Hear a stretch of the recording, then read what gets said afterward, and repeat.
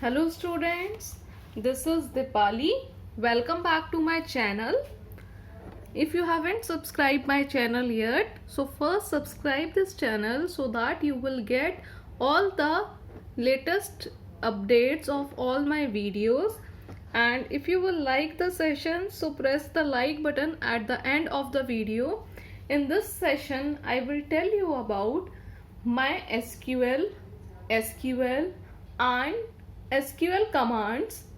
So let's start the session. So what is MySQL? Most of you have already know that MySQL is a software in which we are keeping our records in a tabular format. Fine, but let's discuss it in detail today. MySQL is a relational database system that helps us to manipulate database stored in a different table in the computer. देखो MySQL क्या है, एक RDBMS है, ठीक है, relational database management system है जो क्या हेल्प करता है हमें to manipulate database. What is the meaning of manipulate? Manipulate means to make changes in a database in term of inserting, updating, deleting or modifying the records. Fine. तो manipulate का मतलब क्या है? डेटाबेस के अंदर जब हम चेंजेस कर सकते हैं, ठीक है, चाहे हमें रिकॉर्ड्स इंसर्ट करने हो, चाहे अपडेट करने हो, चाहे डिलीट करने हो, ठीक है, या किसी पर्टिकुलर रिकॉर्ड को या कॉलम को मॉडिफाई करना हो. These all things are known as manipulation and we are storing all the data in a different tables in our computer system. Fine. So how you are going to define MySQL? That MySQL is a relational database management system that help us to manipulate a database stored in different tables in the computer. Now the question might be arise, who developed MySQL, है ना. अब कोई भी एक database होता है या कोई भी एक सॉफ्टवेयर होता है, हमें सोचते हैं किसने डेवलप किया है, या पूछ लिया जाता है हमसे most of the time. Sometimes viva के टाइम पे भी पूछ लिया जाता है. Otherwise generally you must know who developed MySQL. So MySQL is developed by MySQL AB. Fine. So MySQL is developed, supported and marketed bye MySQL AB. किसने develop किया था MySQL? MySQL AB ने डेवलप किया था. And the database is available for free under GNU. GNU का मतलब होता है not Unix general public licence. Now what is JNU and what is GPL? I will tell you. देखो JNU का मतलब जैसे मैंने अभी बताया, JNU मीन्स नॉट यूनिक्स. तो बेसिकली ये क्या है? It's like Unix but differ from the Unix by being free software and containing no Unix code. देखो बेसिकली इसके अंदर क्या होता है कि ये यूनिक्स की तरह दिखता है. पहले जो यूनिक्स सिस्टम्स होते हैं ना, अगर आप यूनिक्स सिस्टम्स का कमांड प्रॉम्प्ट खोलोगे ना, तो वो एज अ कमांड प्रॉम्प्ट ही वर्क करते हैं. जैसे कहीं स्टूडेंट्स ने SQL पे माइट भी वर्क किया हुआ हो, जिन्होंने नहीं किया तो उसका इंटरफेस देखना, ब्लैक कलर की स्क्रीन होती है और वाइट कलर से उस पर लिखा हुआ होता है, ठीक है. If you want I will just show you how the MySQL is look like. See, I have searched in a system for MySQL and here it is MySQL. I will open it. So what it is asking, just have a look. It is asking about password. So what I have to do, I have to enter the password first. So right now I am going to enter the password in it.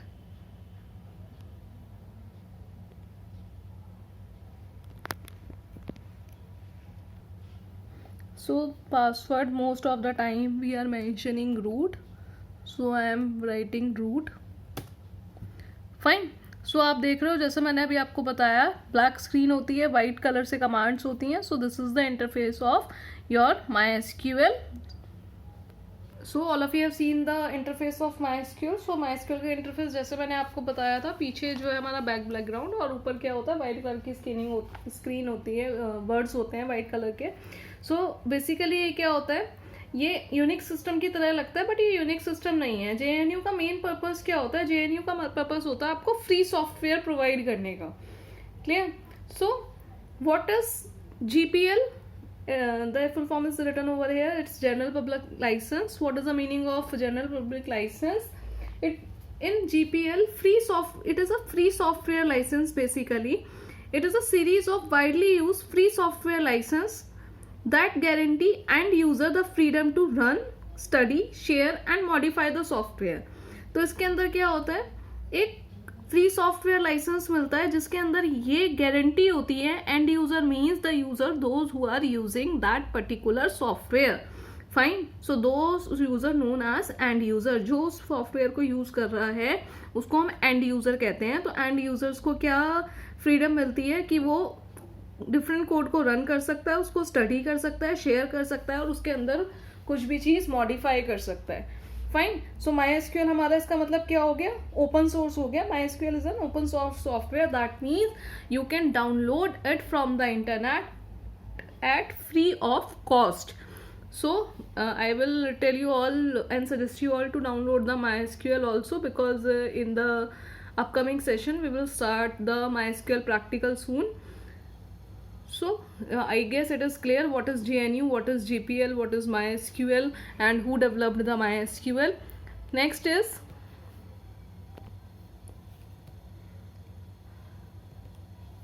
why MySQL is popular.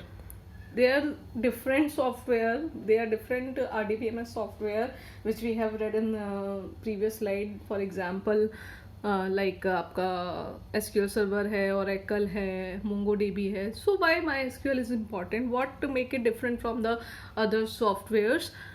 Then MySQL is released under an open source license.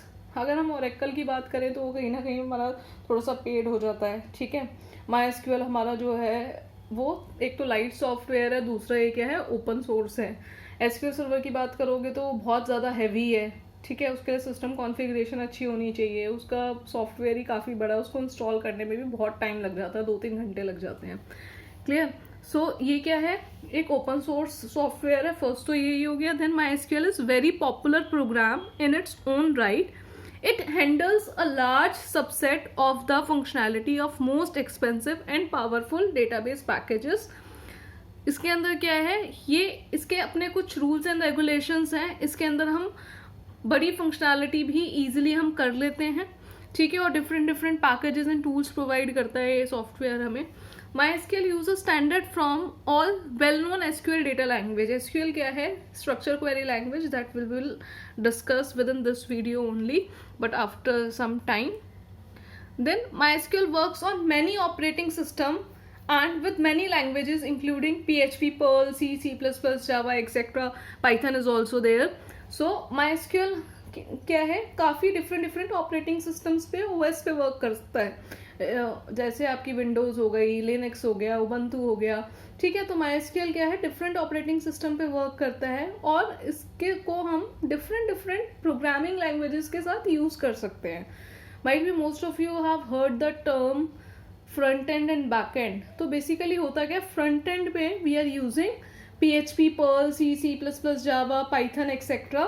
And at the back end, for database connectivity, we are using the MySQL software for maintaining our database. Fine. So MySQL works on many operating system as well as many languages. Then MySQL works very quickly and works even with large data sets. MySQL क्या है, इसके अंदर हमें जो results होते हैं वो जल्दी मिल जाते हैं और लार्ज डेटा सेट में हमें वर्क करने में इजीनेस प्रोवाइड करता है ये. MySQL supports large database up to 50 million rows or more in a table.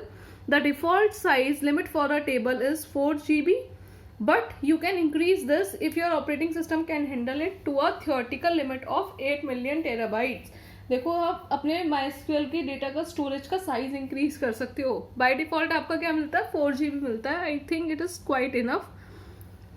MySQL is customisable. Customisable क्या है, हम अपने अकॉर्डिंग चेंज कर सकते हैं. क्यों चेंज कर सकते हैं, because the open source GPL licence allow programmer to modify the MySQL software to fit their own specific environments.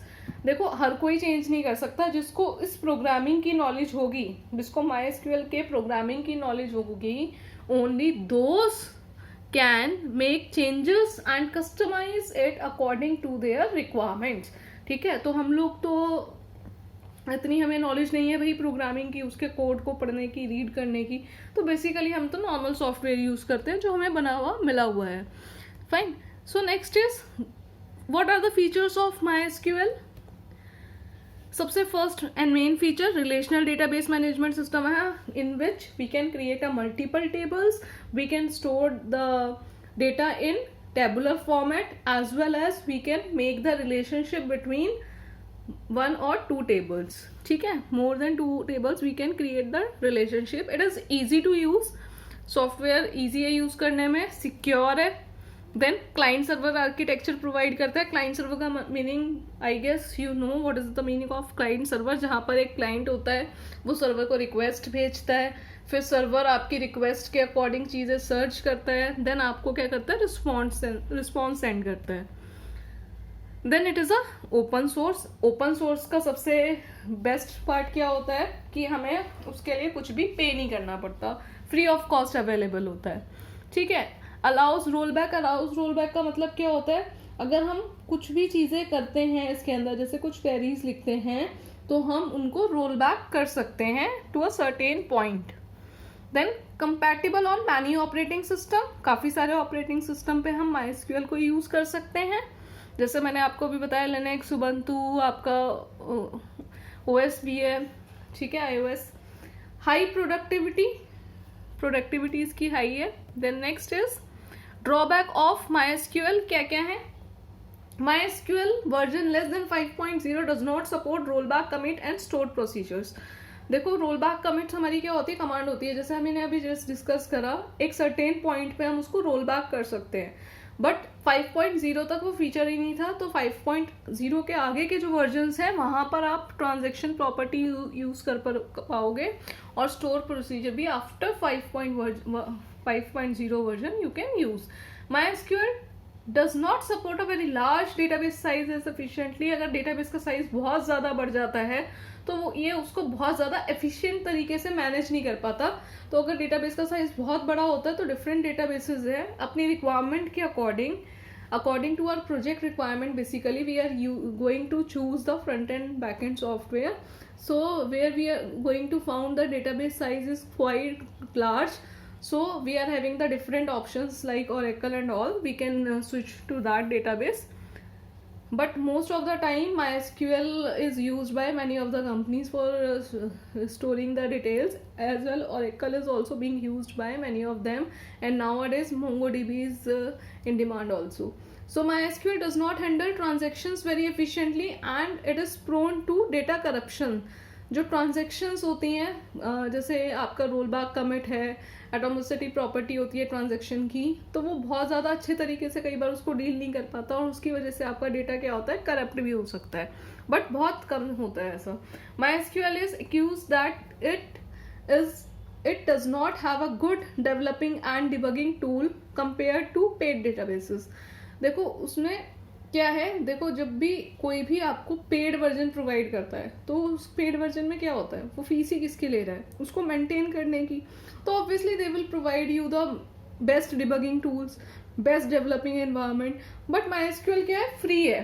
तो डेवलपर्स जिनको इंटरेस्ट होता है प्रोग्रामिंग में, कोडिंग में, वो इसके अंदर मॉडिफिकेशन मेड करते हैं। ठीक है, तो फ्री ऑफ कॉस्ट है, तो जो भी अपडेशन या चेंजेस हैं उनके लिए तो ये हमसे फीस ले ही नहीं रहे हैं, तो हो सकता है हमें एज कंपेयर लेस टूल्स मिले यहाँ पे।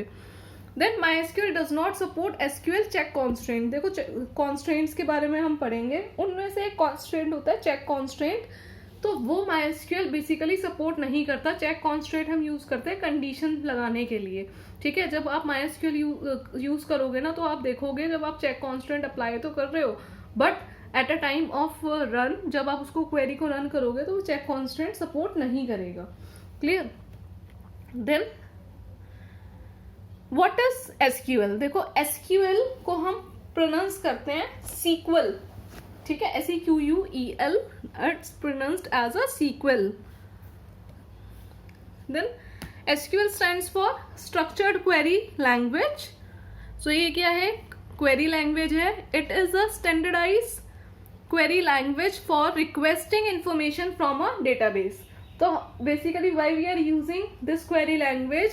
We are using the query language for requesting information from the database. कि हम ये क्वेरी लैंग्वेज हम यूज़ कर रहे हैं बेसिकली डेटाबेस के साथ वर्क करने के लिए, डेटाबेस क्रिएट करने के लिए, उसमें टेबल्स क्रिएट करने के लिए, रिकॉर्ड्स ऐड करने के लिए. So for all these things we are using this particular query language. Then SQL versus MySQL. So what is the difference between SQL and MySQL? It is also one of the important question. Most of the time it is asked by your examiner also. So SQL is a query language, as I told you, and MySQL क्या है? It is a database software. And MySQL uses SQL language to query the database. जैसे मैंने अभी आपको बताया, MySQL के अंदर ही हम SQL लैंग्वेज यूज करेंगे. MySQL तो क्या है? सिर्फ एक सॉफ्टवेयर है, ठीक है, जो हमें एक इंटरफेस प्रोवाइड कर रहा है काम को करने का. उसके अंदर हम जो लैंग्वेज यूज करेंगे वो क्या होगी? SQL होगी. फॉर एग्जाम्पल, अगर आप में से किसी ने कोई भी प्रोग्रामिंग लैंग्वेज यूज करी है, जैसे सपोज अगर आपने जावा यूज करी है तो आपने एक्लिप्स या नेटबीन्स यूज किया होगा, ठीक है. पाइथन यूज करी है तो आपने पाइथन का सॉफ्टवेयर यूज किया होगा. तो नाम तो क्या है? पाइथन है या नेटबीन्स है, ये सब फ्रेमवर्क प्रोवाइड कर रहे हैं, बट उसके अंदर जो आप कोडिंग कर रहे हो वो आप किस में कर रहे हो? जावा के अंदर, जावा लैंग्वेज में लिख रहे हो. तो ऐसी MySQL तो एक डेटाबेस है, बट उसके अंदर जो आप क्वेरी लिखोगे वो किस लैंग्वेज में लिखोगे? You will write the query in the SQL language. Fine. Now SQL is structured query language. It is useful to manage relational databases. So what is SQL? SQL क्या है? It is a structured query language in which we use to manage the relational databases. And MySQL is an RDBMS, that is also relational database management system, which is used to store, retrieve, modify and administrate a database using SQL. देखो उसके अंदर हम data को store कर पा रहे हैं. Retrieve करने का मतलब होता है डेटा को फेच करना, इंफॉर्मेशन निकालना डेटाबेस में से, ठीक है. We can do the modification. And administrate का मतलब होता है रोल डिफाइन करना, कि कौन इसको, यूज़र को परमिशन देना कि कौन कौन यूजर्स उसको एक्सेस कर पाएंगे, कौन कौन नहीं कर पाएंगे. तो उस सब के लिए हम MySQL यूज करेंगे. SQL, you need to learn SQL language to use it efficiently. Without learning the language, obviously you cannot do work in this. Fine. Without learning the language, you cannot you cannot work with the SQL. Whereas MySQL is readily available through download and installation. MySQL आप simple type करो Google पे जाके, वहाँ पर आपको downloads की instructions मिल जाएंगी, वहाँ से आप उसको डाउनलोड करो एंड देन इंस्टॉल कर लो. Then SQL, it is use to query and operate database system. SQL के अंदर हम बेसिकली हम क्या कर रहे हैं? क्वेरी लैंग्वेजेस यूज कर रहे हैं और हम एक डेटाबेस को क्या कर पाते हैं? ऑपरेट कर पाते हैं. क्यों? क्योंकि हम इसी लैंग्वेज के थ्रू डेटा के अंदर डेटा ऐड कर रहे हैं, डिलीट कर रहे हैं, अपडेट कर रहे हैं, ठीक है. That means we are operating on database system. Where as MySQL allows data handling. Data को हम कैसे हैंडल करेंगे, कैसे उसको स्टोर करके रखेंगे, किस में मॉडिफाई करेंगे एंड डिलीट कैसे करेंगे, टेबुलर फॉर्मेट में, वो सारा इंटरफेस हमें MySQL प्रोवाइड कर रहा है, ठीक है. SQL में सिर्फ क्वेरी लैंग्वेज दे रही है वो, जिसके अंदर हम क्वेरी लैंग्वेज लिखेंगे और हमारा डेटाबेस क्रिएट, ऑल्टर या मॉडिफाई हो जाएगा. और MySQL हमें क्या कर रहा है? एक तरीके से पूरा इंटरफेस, पूरा प्लेटफॉर्म प्रोवाइड कर रहा है जहां हम where we can handle the data, store, modify and delete the data in the tabular format. Now in SQL code and commands are easy in various DBMS and RDBMS system including MySQL. इसमें जो code and commands हम करने के लिए use करते हैं SQL. और MySQL क्या है? It is used as an RDBMS database as we have discussed earlier. ये सिर्फ और सिर्फ RDBMS में ही यूज होता है हमारा MySQL, ठीक है. अब SQL कमांड्स के बारे में बात करते हैं, बहुत इंपॉर्टेंट है. SQL कमांड्स क्या है? Basically SQL commands are instructions. SQL commands क्या है? सिंपल इंस्ट्रक्शंस हैं, ठीक है. It is used to communicate with database. It is a set of instruction which we are writing to communicate with the database, कि हम database से कैसे काम करें डेटाबेस के साथ, या डेटाबेस के अंदर कैसे रिकॉर्ड एंटर करें. सो वो सारे इंस्ट्रक्शंस हम किसके अंदर लिखते हैं, एसक्यूएल कमांड्स के थ्रू लिखते हैं. It is also use to perform specific task, function and query of the data. Then it can perform various task like create table, update a record in a table, modify the table, delete a record from the table, add particular column in a table, or remove the column from the table, and change the table name, or change the column name, change the size of the column, या column का particular data type ही change करना है. So all these things we are using with the help of SQL commands. So कितने types की SQL commands हैं? There are 4 types of SQL commands. One of them is DDL. DDL stands for data definition language. DML stands for data manipulation language. DCL is data control language. TCL is transaction control language.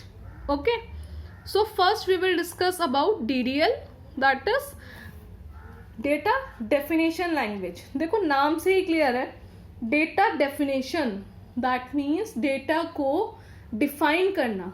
ठीक है, where we are going to give the definition to our data, that is known the data definition language. Again I am emphasising the word on definition, जहां ये है कि आप इसको कैसे define करोगे, टेबल के स्ट्रक्चर को कैसे बनाओगे, टेबल को कैसे बनाओगे, जहां पर भी डेफिनेशन की बात होगी, that is known as DDL. Then it helps to change the structure of a table. जैसे मैंने बताया, ओवरऑल स्ट्रक्चर जो है टेबल का, रोज ऐड करना, कॉलम ऐड करना या कॉलम डिलीट करना, रोज कॉलम को हटाना या कॉलम उसमें ऐड करना, ये सारा क्या है, स्ट्रक्चर है. अंदर की जो डिटेल्स होती हैं वो नहीं, सिर्फ बाहर बाहर की जो आउटर बाउंड्री होती है, जो स्ट्रक्चर होता है, वो है डेफिनेशन का पार्ट. समझ नहीं आ रहा तो अभी आप जब और एग्जाम्पल्स देखोगे तो आपको समझ में आएगा. All the commands of the DDL are auto committed, that means it's permanently save all the changes in the database. देखो DDL के अंदर क्या होता है, ऑटो कमिट होता है. दैट मीन्स जब आप डेटाबेस को क्रिएट कर रहे हो उस टाइम पे आप एक कमांड लिखते हो, क्रिएट डेटाबेस, डेटाबेस का name. Fine, all commands we are going to see in the practical sessions, but for the right now I am just telling you the command orally. तो हम basically क्या करते हैं, create database, database का नाम. तो उससे क्या होता है, हमारा एक डेटाबेस क्रिएट हो जाता है. तो दैट मीन्स वो जो है चेंजेस परमानेंटली सेव हो गए, हम उसको रोल बैक नहीं कर सकते, हम वापस नहीं जा सकते. ठीक है, तो जहाँ पे डीडीएल में क्या होता है, सारे चेंजेस क्या होते हैं, परमानेंटली सेव हो जाते हैं. फॉर एग्जाम्पल, कौन कौन सी कमांड्स हैं जो डीडीएल के अंडर आती हैं, ये भी एक इंपॉर्टेंट क्वेश्चन है for your viva. Create, alter, drop, truncate. ठीक है, क्रिएट मीन्स बनाना, ऑल्टर कॉलम को ऐड करना, ड्रॉप कोई भी चीज़ हटानी, डेटाबेस को हटाना, टेबल को हटाना या पर्टिकुलर कॉलम को हटाना है तो ऑल्टर और ड्रॉप साथ में यूज होते हैं. ट्रंकेट का मतलब delete all the record from a table, but उसका स्ट्रक्चर रह जाएगा, बट सारे रिकॉर्ड्स डिलीट हो जाएंगे. ठीक है, then next is DML. DML as you know it is data manipulation language. Manipulate करना मतलब डेटा को चेंज करना. जहाँ भी डेटा में चेंजेस की बात आए कि हमें रिकॉर्ड इंसर्ट करने हैं, ठीक है, एक पर्टिकुलर रिकॉर्ड है, मुझे उस रिकॉर्ड को अपडेट करना है, फाइन, या मुझे एक पर्टिकुलर रिकॉर्ड को डिलीट करना है, तो that means we are going to make changes with in a table. So उसको हम बोलते हैं data manipulation language. So DML stands for same data manipulation language. It provides statements for manipulating the database.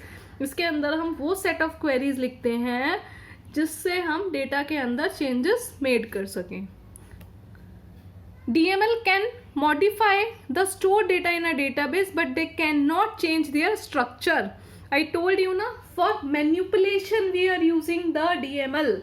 अगर हमें structure में changes करने होंगे, if we want to modify the structure of the database और table, then we will use what we will use DDL, data definition language. ठीक है, याद रखना स्ट्रक्चर के अंदर चेंजेस है, दैट मीन्स डेफिनेशन ही चेंज कर रहे हो तो आप DDL यूज करोगे. अगर जो एक पर्टिकुलर टेबल बना दी है, उसको बनाने के बाद उसमें रिकॉर्ड्स डालने हैं, ठीक है, या रिकॉर्ड्स चेंज करने हैं या डिलीट करने हैं, दैट मीन्स ये सारे होते हैं मैनिपुलेशन की डेटा बन गया उसके अंदर चेंजेस करने हैं, that time you will use DML.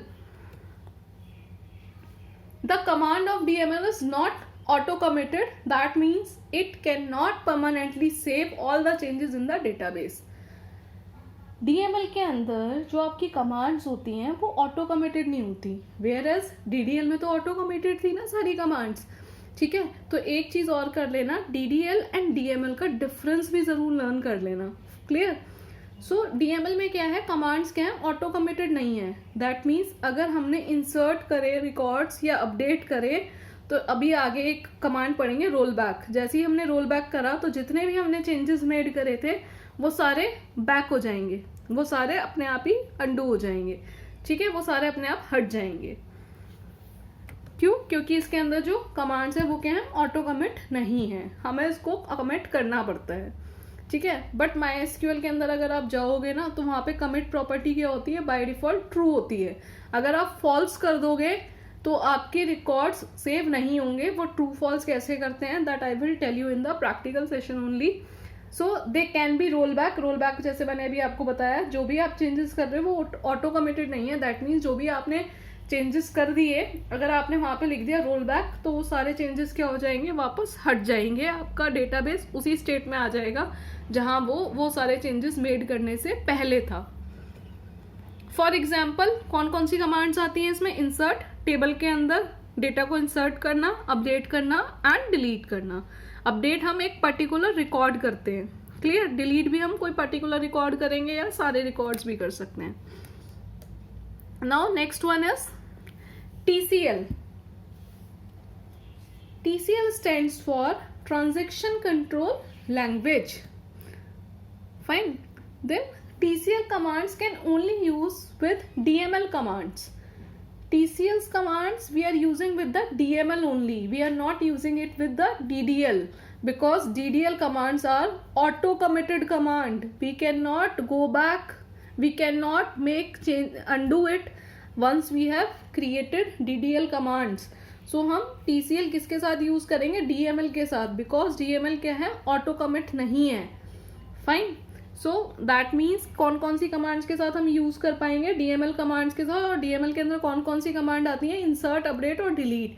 तो इन तीनों के साथ ही हम ट्रांजेक्शन कंट्रोल लैंग्वेज यूज कर सकते हैं. अब ट्रांजेक्शन क्या है, a transaction is successfully completed if and only if all its constituent steps are successfully completed. तो ट्रांजैक्शन कब कंप्लीट होगी, जब उसके सारे स्टेप्स ही कंप्लीट हो जाएंगे. देखो एक एग्जांपल देती हूँ मैं आपको ट्रांजैक्शन कंट्रोल लैंग्वेज का, तो आपको ये क्लियर हो जाएगा. I guess all of you have visited to the nearest ATM. Most of the students might be have gone with your parents, और डायरेक्ट भी आप गए हुए होंगे ATM से मनी विड्रॉल कराने के लिए. So what the basic steps you are using, आप ATM पे जाते हो. फाइन. ATM के अंदर आप क्या करते हो, ऑब्वियसली ATM कार्ड डालते हो, आप मशीन में पंच करते हो ATM कार्ड को. देन आपको वो क्या प्रॉम्प्ट करता है, पिन डालने के लिए बोलता है ना. देन आप पिन डालते हो उसमें. पिन डालने के बाद वो आपको जो भी पूछता है, सेविंग अकाउंट या करंट अकाउंट, आप वो इन्फॉर्मेशन एंटर करते हो. देन वो पूछता है बैलेंस विड्रॉल करना है या फिर स्टेटमेंट जनरेट करनी है. आपने सपोज क्लिक करा विड्रॉल करना है. विड्रॉल करने के बाद वो क्या कहेगा बेटा, आपको ये कहेगा how much amount you want to withdrawal, enter the amount which you want to withdrawal. तो जो भी आपको अमाउंट विड्रॉल करना है आप वो क्या करोगे, उस अमाउंट को एंटर कर दोगे. क्लियर. उसके बाद क्या होता है, आपके अमाउंट जो होता है वो आपको मिल जाता है. तो ये जो पूरा प्रोसेस हुआ कि आप ATM में गए, आपने ATM कार्ड इंसर्ट करा, उसने आपसे पिन मांगा, आपने पिन डाला. पिन डालने के बाद उसने पूछा आपको सेविंग अकाउंट से एक्सेस करना है, करंट अकाउंट से, आपने वो चीज़ मेंशन करी. देन उसने पूछा आपको क्या परफॉर्म करना है, कि आपको अमाउंट विड्रॉल कराना है या फिर जस्ट समरी देखनी है, ट्रांजेक्शन्स देखनी है. आपने कहा मेरे को अमाउंट विड्रॉल कराना है. देन उसने बोला अमाउंट एंटर करो, आपने अमाउंट एंटर करा, ओके करा, आपको आपका अमाउंट मिल गया. ठीक है. उसके बाद ये भी बोलता है वो, अगर आपको बैलेंस शो करना है, रिसिप्ट चाहिए. तो जब ये पूरा प्रोसेस डन हो गया तो इसका मतलब क्या हो गया, सारी ट्रांजैक्शन कंप्लीट हो गई, सक्सेसफुली कंप्लीट हो गई, दैट मीन्स आपकी ये पूरी ट्रांजैक्शन कमिट हो गई। यहाँ पे समझ रहे हो सारे? अब देखो सेम एग्जांपल है बैंक एटीएम का ही, बट हुआ क्या, आपने अमाउंट एंटर करा, अमाउंट एंटर करते ही स्क्रीन पे आ गया not sufficient balance is not available. तो क्या होता है, आपके अकाउंट में से क्या वो 5,000 या 10,000 जो आपने एंटर करे हुए होते हैं वो माइनस हो जाते हैं अकाउंट में से? बताओ, नहीं होते ना। क्यों? क्योंकि उस टाइम पे आपने जितने भी स्टेप्स फॉलो करे हैं वो सारे रोल बैक हो जाते हैं, वो सारे क्या होते हैं, वापस चले जाते हैं। तो आपका जो अकाउंट में से उन्होंने पैसे निकाले थे बैंक वालों ने, वो वापस उस ट्रांजेक्शन को अंडू कर देते हैं। ठीक है, तो ऐसे कई बार आपके पास मैसेज कई बार आ भी जाता है कि विड्रॉल हो गया, देन दोबारा मैसेज आ जाता है कि नहीं हुआ, इतने वापस से आपके अकाउंट में पैसे आ गए। ठीक है, डेबिट क्रेडिट के वापस मैसेजेस आ जाते हैं। तो अगर हमारी ट्रांजैक्शन कब कंप्लीट मानी जाएगी, जब सारे ही स्टेप्स खत्म हो जाएंगे। ठीक है, दैट मीन्स जब आपके हाथ में आपका अमाउंट आ जाएगा तब दैट मीन्स ट्रांजैक्शन क्या हो गई, आपकी कंप्लीट हो गई। ठीक है, समझ में आया? तो टीसीएल के अंदर क्या होता है, then to manage and control transactions the transaction control commands like commit, roll back, save point are used. Commit का मतलब क्या है, जैसे ही आपने कमिट लिखा तो आपके जितने भी चेंजेस हैं वो परमानेंटली सेव हो जाएंगे। रोल बैक लिखा तो एक सर्टेन सेव पॉइंट तक आपके जो चेंजेस हैं वो वापस रोल बैक हो जाएंगे, जितने भी आपने चेंजेस मेड करे थे वो सारे हट जाएंगे।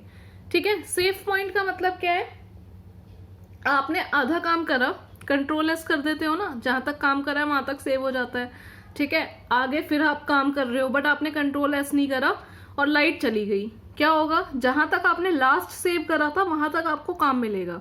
ठीक है, यही काम होता है सेव पॉइंट का, जहां तक आपने सेव पॉइंट लगा दिया वहां तक आपकी जो कमांड है वो क्या हो जाएगी, जब भी सपोज आपने 10 स्टेप्स करे अपने कमांड में, ठीक है, 4th स्टेप के बाद आपने लगा दिया सेव पॉइंट, तो जो 4 स्टेप थे ना बेटा वो आपके सेव हो गए। फिर आपने क्या करा, 10 कमांड लिखने के बाद लास्ट में लिख दिया रोल बैक, तो रोल बैक कहाँ तक होगी, लास्ट के 6 स्टेप्स हटेंगे, जो स्टार्टिंग के 4 थे ना वो सेव रहेंगे। क्यों? क्योंकि हमने क्या लगा रखा, सेव पॉइंट। तो सेव पॉइंट क्या होता है, कमांड्स के बीच बीच में जहां जहां हम चाहते हैं इतना इतना पोर्शन सेव होता रहे तो वहां पे सेव पॉइंट लगा देंगे। जहां हम चाहेंगे कि अब यहाँ तक ट्रांजेक्शन कमिट हो जाए वहां हम कमिट लिख देंगे, कुछ गलत हो गया है वापस जाना है किसी पर्टिकुलर सेव पॉइंट तक तो रोल बैक कर देंगे उस पर्टिकुलर सेव पॉइंट तक। Clear? Then last one is data control language. DCL stands for data control language. Then all the commands which are used to control the access to database and tables falls under this category. तो basically इसके अंदर कौन कौन सी commands होती हैं, इनके अंदर वो सारी कमांड्स आती हैं जिसके थ्रू हम डेटाबेस एक्सेस को कंट्रोल कर सकें कि इस पर्टिकुलरली डेटाबेस को कौन एक्सेस कर सकता है, कौन कौन इसको यूज कर सकता है, वो सारी कमांड्स किसके अंदर आएंगी, DCL में आएंगी। कौन कौन सी कमांड्स होती हैं, basically grant and revoke. Grant का मतलब होता है परमिशन दे दी, रिवोक मतलब होता है जो परमिशन दी है उसको वापस ले लो। So grant means withdraw users access privilege given by using grant command. देखो ग्रांट में क्या होता है, बेसिकली विड्रॉ नहीं करते हम, इसके अंदर क्या करते हैं, एक्सेस देते हैं। ठीक है, तो ग्रांट कमांड के थ्रू हम क्या करते हैं, ग्रांट कमांड के हम थ्रू यूजर की जो प्रिविलेज होती है कि वो क्या क्या चीजें यूज कर सकता है उसको हम एक हद तक लिमिट कर सकते हैं। सिंटेक्स क्या देखो इसका, कैसे लिखते हैं हम, ग्रांट, उसके बाद आप क्या ग्रांट करना चाहते हो, किस पे परमिशन ग्रांट करना चाहते हो, select update on table name to some user comma another user. तो दैट मीन्स कौन कौन से यूजर के लिए हम ग्रांट करना चाहते हैं सेलेक्ट और अपडेट टेबल में, वो हम डिफाइन कर सकते हैं इस तरीके के सिंटेक्स से। रिवोक का मतलब क्या होता है, it is use to take back permission from the user. जो हमने यूजर को परमिशन दी है, जो हम ग्रांट के थ्रू ये दे रहे हैं ना, सेलेक्ट करो अपडेट करो, ये परमिशन अगर हमें वापस लेनी हो तो हम क्या लिख देंगे, रिवोक। तो रिवोक का सिंटेक्स क्या होगा, रिवोक सेलेक्ट अपडेट ऑन, जो भी आपका टेबल का नाम है, इस टेबल पे फ्रॉम जितने भी यूजर्स हैं, ठीक है, जो जो आपने यहाँ पे यूजर्स असाइन करे थे ना, उन यूजर्स के यहाँ पे नाम लिख के आप उनकी परमिशन को रिवोक कर सकते हो। ग्रांट मतलब उनको परमिशन देना, रिवोक मतलब उनसे परमिशन वापस ले लेना। ठीक है, देन एक क्वेरी लैंग्वेज है बेटा जो आपको मोस्टली बुक्स में तो नहीं मिलेगी, दैट इज DQL। ठीक है, DQL stands for data query language. Basically आपने ये पढ़ा होगा, आपने कौन कौन सी कमांड्स अभी तक पढ़ी है? आपने पढ़ा क्रिएट, ऑल्टर, अपडेट, ठीक है, इंसर्ट, डिलीट, ट्रंकेट, ये सारी कमांड्स पढ़ी है ना। कुछ कमांड्स इसमें DDL में थी, कुछ DML में थी, बट एक कमांड आती है select command. In most of the book you will find the select command in the DML। But अगर आप छोटी सी बात रिकॉल करो, मैंने बोला था जहां डिफाइन की बात आएगी वहां हम यूज करेंगे DDL, जहां मैनिपुलेशन की बात आएगी वहां हम यूज करेंगे DML। ठीक है, मैंने बोला मेरे को टेबल क्रिएट करनी है, समझ में आ गया, डेफिनेशन की बात है। ठीक है, बनाना है ना, कुछ डिफाइन करना है। मैंने बोला टेबल के अंदर रिकॉर्ड्स डालने हैं, दैट मीन्स टेबल के अंदर डालने हैं मतलब टेबल के अंदर चेंजेस मेड करने हैं, वो क्या हो गया? Manipulation. We can achieve that task with the help of insert command. Clear? But अब मैंने क्या बोला, मुझे ये पर्टिकुलर रिकॉर्ड्स देखने हैं, तो जब मुझे अगर कोई पर्टिकुलर रिकॉर्ड्स देखने हैं, क्या उसके अंदर डेफिनेशन चेंज हुई? नहीं हुई ना, डेफिनेशन तो हमने चेंज ही नहीं करी भाई। हम क्या ऐड कर रहे हैं? हम तो टेबल के स्ट्रक्चर के साथ कुछ कर ही नहीं रहे। ठीक है, आप कह रहे हो मैनिपुलेशन होगी। अरे मैनिपुलेशन का मतलब होता है चेंजेस। क्या चेंज मेड कर रहे हो? टेबल का स्ट्रक्चर तो एज इट इज है, आप उसके अंदर से सिर्फ और सिर्फ इंफॉर्मेशन फैच करके ला रहे हो, रिट्राइव करके ला रहे हो। ठीक है, तो जब हम इंफॉर्मेशन रिट्राइव करके ला रहे हैं, ना तो हम डिफाइन कर रहे हैं उस चीज को और ना ही हम मैनिपुलेट कर रहे हैं। दैट मीन्स उस टाइम पे हम क्या यूज करते हैं? Data query language. फाइन, तो डेटा क्वेरी लैंग्वेज के अंदर क्या आता है? It is use to fetch data from the database. जब हमें डेटाबेस के अंदर से कुछ रिकॉर्ड्स को फेच करना हो, इंफॉर्मेशन निकालनी हो, जैसे मैं बोलूं मुझे उन स्टूडेंट्स के रिकॉर्ड दिखा दो जिनका एडमिशन नंबर 505 है, तो मुझे क्या करना है? मुझे उस स्टूडेंट का सिर्फ रिकॉर्ड देखना है जिसका इंफॉर्मेशन नंबर, जो भी रजिस्ट्रेशन नंबर है या एडमिशन नंबर है, वो 505 है। तो मुझे सिर्फ इंफॉर्मेशन देखनी है ना। मैंने टेबल के अंदर ये तो नहीं बोला ना एक टेबल क्रिएट कर दो या एक स्टूडेंट का रिकॉर्ड क्रिएट कर दो, इंसर्ट कर दो जिसका नंबर 505 है। तो जहां सिर्फ और सिर्फ डेटा को फेच करना होता है, निकालना होता है डेटाबेस में से डेटाबेस के अंदर से, वहां हम यूज करते हैं डेटा क्वेरी लैंग्वेज। तो डेटा क्वेरी लैंग्वेज का एग्जाम्पल क्या है? हमारी सेलेक्ट स्टेटमेंट। फाइन, तो DDL के अंदर कौन कौन सी स्टेटमेंट्स आती हैं भाई? जो डेफिनेशन से रिलेटेड होती हैं। फॉर एग्जाम्पल क्रिएट, ऑल्टर और ड्रॉप एंड ट्रंकेट। DML मतलब डेटा मैनिपुलेशन लैंग्वेज। मैनिपुलेट करना मतलब चेंजेस करना। कौन कौन सी कमांड आएगी? Insert, update, delete. ठीक है। DQL मतलब डेटा क्वेरी लैंग्वेज। जब सिर्फ और सिर्फ डेटा को फेच करके लेकर आना हो तो आप क्या यूज करोगे? Data query language. और उसके अंदर कौन सी कमांड आएगी? आपकी सेलेक्ट स्टेटमेंट। बट अभी मैं कह रही हूँ in the most of the book you will find that data query language is not no concept over there in the book. They are simply telling select statement is comes under data manipulation language. Fine.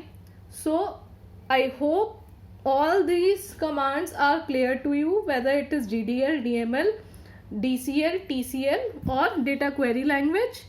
Then इसके अंदर जो simple है select command हम किस लिए use करते हैं? It is used to retrieve data from the database. So that's all about this session. I hope you like this particular video. So if you are having any doubt, if you want कि I will make some video on that particular topic which you want, so you can write the comment below. If you haven't subscribed my channel yet, subscribe my channel, like this video and share with your friends. Thank you for watching students. Have a great day.